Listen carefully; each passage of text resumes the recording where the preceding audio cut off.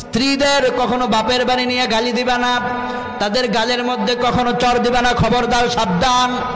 বিশ্বনবী বললেন মেয়েদের গালে তুমি চর মারবা না, তাকে ভালোবাসা দিবা, সব সময় মোহাব্বতের নজরে তাকে তাকাবা।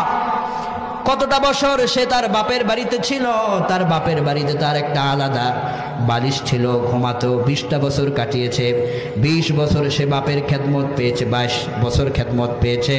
একদিন তুমি বিসমিল্লাহ কবুল বলে তাকে নিয়ে এসেছ, এরপর থেকে সে তোমার রান্নার কাজে সহযোগিতা করে, তোমার ঘর বাড়ি মুছা দেয়, পরিষ্কার করে রাখে, তোমার সন্তানদের খাদ্য খাবারের আয়োজন করে ব্যবস্থা করে।